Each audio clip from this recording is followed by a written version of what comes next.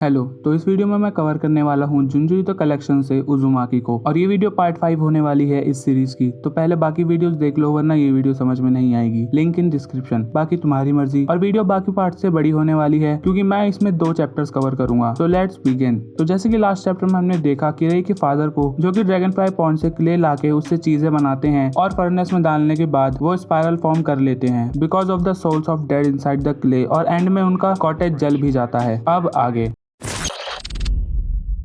तो Uzumaki chapter 5 का नाम है ट्विस्टेड सोल्स। तो इस चैप्टर की स्टार्टिंग में हमें पता चलता है कि कुरोजू टाउन में हमेशा से ही कुछ पुराने और अबैंडन घर हैं। कुछ नई बिल्डिंग्स के बीच में हैं, कुछ खुले में हैं और कुछ टाउन के एंड में। और फिर हम देखते हैं किरई को, जो कि स्कूल से आ रही है और कुछ लोगों को देखती है, जिसमें उसका एलिमेंट्री स्कूल का क्लासमेट निशिकी भी है और एक लड़की है। और उन दोनों को ही उस लड़की के पापा और भाई एक दूसरे से अलग कर रहे हैं। और एंड में लड़की का भाई निशिकी को एक पंच मार के नीचे गिरा देता है और चला जाता है। फिर किरई आके उसे संभालती है और पूछती है कि क्या हुआ। तो निशिकी किरई को बताता है कि उस लड़की की फैमिली भी सेम रो हाउस में रहती है जिसमें वो रहता है, और बल्कि दोनों फैमिलीज अपोजिट साइड में रहती है। फिर भी वो दोनों एनिमीज हैं, लेकिन योरिको, वो लड़की और निशिकी एक दूसरे से प्यार करते हैं। अब इन बच्चों को प्यार बड़ा हो रहा है और इन दोनों ने बहुत ट्राई किया, लेकिन दोनों ही फैमिली नहीं मान रही है। और किरई नरेट करती है कि निशिकी भी एक रो हाउस में ही रहता है जिसके ओनर ने उसे रिफर्बिश करके रेंट पे दे दिया था, और टाउन के लोग रो हाउस में रहने वाले लोगों के साथ अच्छा बर्ताव नहीं करते हैं। और फिर निशिकी किरई को बताता है कि रो हाउस में सब ट्विस्टेड हैं, योरिको और उसे छोड़ के सब ट्विस्टेड हैं, और शायद अपनी गरीबी की वजह से वो ऐसे हैं। उस स्लम में सबकी सोच ट्विस्टेड है। जब भी लड़ते हैं अपने आप को रोक नहीं पाते और लड़ते हैं और उलझते ही जाते हैं। उन्हें सुलझाया नहीं जा सकता। और फिर वो घर जाने के लिए निकलता है, और क्योंकि उसे चलने में दिक्कत हो रही थी तो किरई उसे घर तक छोड़ने जाती है। और घर पहुँच के जैसे ही निशिकी की मम्मी और पापा को पता चलता है कि उनका बेटा पिट के आया है, तो एक दूसरे को चिल्ला के कोसने लगते हैं। और जबकि दोनों अपोजिट एंड में रहते हैं, फिर भी उनकी आवाज दीवार से आर पार हो रही थी। और उनका झगड़ा सुन के निशिकी फिर से घर के बाहर जाने लगता है, और वो देखता है कि योरिको भी बाहर आ रही है और उसकी तरफ बढ़ता है। लेकिन योरिको के फादर और निशिकी के फादर उन दोनों को ही जबरदस्ती घर के अंदर ले जाते हैं, और ये सब देख के किरई हैरान थी, या कलेश के मजे ले रही थी। फिर सीन शिफ्ट होता है सुइची के घर पे, जहाँ किरई सुइची को सारी बात बताती है, जिसपे सुइची कहता है कि वहाँ के लोग कभी एक साथ नहीं आ सकते क्योंकि उनके हाउसेस स्पाइरल से कर्स्ड हैं, और स्पाइरल ने उनकी सोल्स को ट्विस्ट कर दिया है। और अभी तक जो उसने देखा है, अगर वो उससे पागल नहीं हुआ है तो वो हाउसेस भी इन सब का हिस्सा है, और वहाँ सब फंस चुके हैं। और किरई के साथ इस टाउन को छोड़ के जाने के पूछता है, लेकिन वो मना कर देती है और वहाँ से चली जाती है। और क्योंकि किरई योरिको और निशिकी को लेकर बहुत टेंशन में थी, तो वो दोबारा उनके घर जाती है, और उनके घर पहुँच के वो देखती है कि योरिको और निशिकी की फैमिली लड़ रही है। और वो जाके उनसे पूछती है, तो उसे पता चलता है कि वो दोनों ही कल से घर नहीं आए हैं, और फिर दोनों फैमिलीज उन्हें ढूंढने निकल जाती है। फिर सीन शिफ्ट होता है टाउन के एंड के एक रो हाउस में, जहाँ योरिको और निशिकी छुपे हुए हैं। उतने में ही वो एक साउंड नोटिस करते हैं, और एक दीवार के छेद से 2 सांप निकलते हैं जो कि एक दूसरे के साथ उलझे हुए थे, जिनको देख के योरिको बोलती है कि ये हमारे पेरेंट्स की तरह उलझे हुए हैं और लड़ रहे हैं। लेकिन निशिकी कहता है कि ये लड़ नहीं रहे, प्यार कर रहे हैं, और वो सांप का जोड़ा वहीं एक छेद से नीचे चले जाता है। फिर हम देखते हैं किरई को, जिसे वो रो हाउस मिल गया है जिसमें योरिको और निशिकी हैं, और वो उन दोनों की बातें सुन लेती है जो कि साथ भागने का प्लान बना रहे हैं।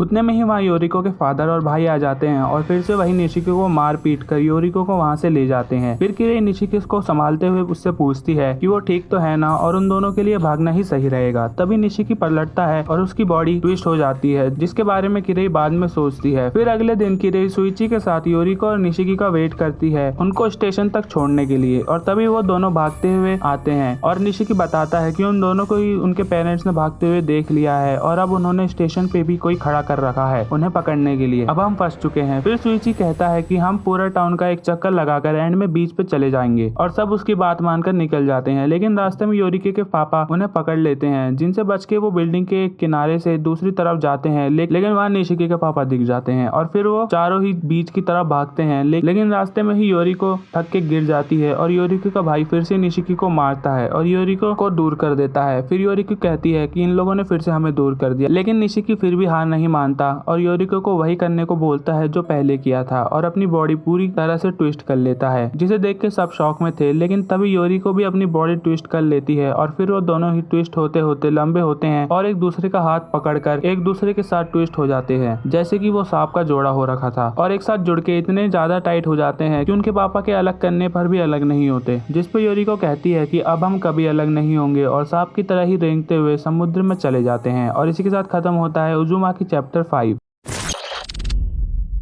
तो उजुमा की चैप्टर 6 का नाम है मेडुसा और चैप्टर की स्टार्टिंग में हम देखते हैं किरेई का एक क्लासमेट जो कि छत की हैंडरेल पे एक्रोबैटिक करते हुए गिर गया है और मर गया है, लेकिन क्योंकि वो हमेशा से ही एक शो ऑफ था तो एंड में बाकी बच्चों की अटेंशन देख के खुश लग रहा था। फिर हम देखते हैं किरेई को जो कि अपनी दोस्त सकीनो से कह रही है कि उसे ऐसा कुछ नहीं करना चाहिए था, लेकिन सकीनो कहती है कि मुझे पता है उसे कैसा फील हुआ होगा, उसे भी अच्छा लगता है जब लोग उसे नोटिस करते हैं, लेकिन किरेई को ये सब पसंद नहीं। लेकिन सकीनो रिसेंटली ही अटेंशन क्रेव कर रही है, उसे अच्छा लगता है जब लोग उसे नोटिस करते हैं, लेकिन उसे कोई फर्ज भी पैदा नहीं करना। फिर हम देखते हैं सुइची और किरेई को जो कि टाउन के लोगों के अजीब बर्ताव पे बात कर रहे हैं और सुइची कहता है कि वो लड़का छत से गिरा है वो एक्सट्रीम केस था, वरना कोई अपनी लाइफ क्यों सेक्रीफाइस करेगा अटेंशन के लिए। और अब मुझे समझ आ रहा है कि ये पूरा टाउन है स्पाइरल के साथ कंटेमिनेटेड है, जिसपे किरेई कहती है कि फिर से शुरू मत हो जाओ, स्पाइरल का अटेंशन से क्या लेना देना। तो सुइची उसे समझाता है कि ये मैस्मरिज्म की वजह से है, दोनों के पास ही लोगों को अट्रैक्ट करने की पावर्स है, स्पाइरल चीजों को अंदर खींचता है, आइज स्पाइरल के सेंटर तक फॉलो होती है, इसलिए जो भी स्पाइरल से पोजेस्ड है उन्हें अटेंशन चाहिए और स्पाइरल की वजह से ही वो लड़का मरा है और वो नहीं बल्कि जो भी स्पाइरल से ऑब्सेस्ड होगा। फिर किरेई को सकीने की टेंशन होती है क्योंकि वो भी अटेंशन की बात कर रही थी। तभी सुइची नोटिस करता है कि किरेई के बाल बढ़ रहे हैं और उन्हें काटने को बोलता है।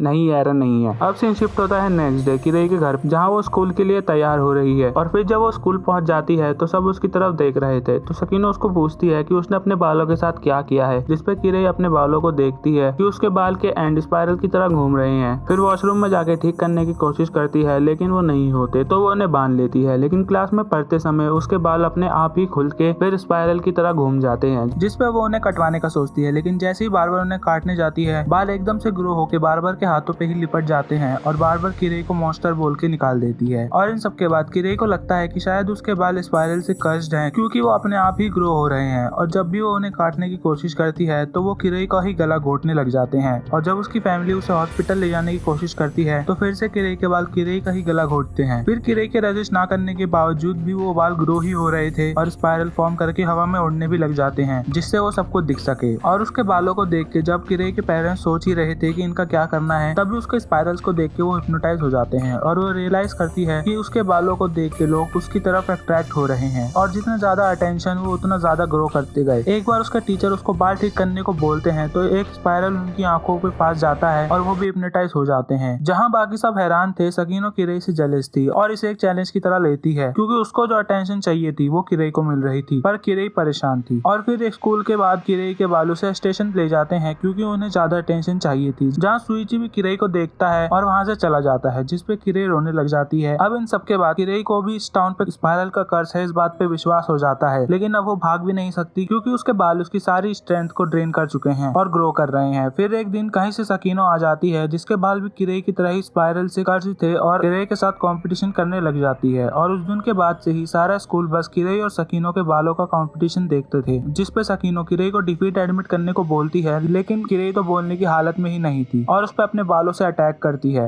और उसका गला घोटने की कोशिश करती है और फिर दोनों के बाल लड़ने लग जाते हैं। तभी कहीं से शक्तिमान की तरह सुइची आ जाता है और सकीनो के बाल काट के किरेई को बचा लेता है, जिस पे सकीनो चिल्लाती भी है। और जैसे ही सुइची किरेई के बाल काटने की कोशिश करता है तो किरेई के बाल उसे लपेट लेते हैं और किरेई गिर जाती है, जिस पे सकीनो खुश थी कि वो जीत गई और सबको अपना पीछा करने को बोलती है ताकि वो पूरा टाउन घूम के सबका अटेंशन ग्रैब कर सके। फिर जैसे ही सब निकल जाते हैं तो सुइची किरेई के बाल अंदर से काट के पूरे काट देता है और बाहर आ जाता है और किरेई को बचा लेता है और बताता है कि किरेई के बाल उसकी एनर्जी ड्रेन कर रहे थे और ग्रो हो रहे थे और अगर ऐसा है तो सकीनो भी नहीं बचेगी। और हम देखते हैं सकीनो को जो कि सबको अपने बाल देखने के लिए बुला रही है और सबके अटेंशन सीख कर रही है, लेकिन उसकी खुद की एनर्जी भी ड्रेन हो रही थी और फिर एक पोल को पकड़ लेती है जिससे उसके बाल उस पोल पे लिपट के बढ़ने लगते हैं और एनर्जी ड्रेन कर रहे थे, लेकिन फिर भी उसे अटेंशन ही चाहिए थी और उसके बाल धीरे धीरे ट्री की तरह बनने लग जाते हैं और उसका फेस सूख जाता है, उसके हाथ पैर और सब सूख जाता है और एंड में वो पोल पे चिपक के ही मर जाती है। लेकिन फिर भी उसके हेयर कई घंटों तक उसी पोल पे चिपके रहते हैं। और इसी के साथ खत्म होता है उजुमा की चैप्टर 6। उम्मीद करता हूँ तुम्हें ये वीडियो पसंद आई होगी और अगर नेक्स्ट पार्ट चाहिए तो कमेंट कर दो, बाकी मैं तो बनाऊंगा ही। और ऐसी इंटरेस्टिंग वीडियोस के लिए चैनल को सब्सक्राइब कर दो। हम मिलते हैं ऐसी इंटरेस्टिंग वीडियोस के साथ, तब तक के लिए सायोनारा।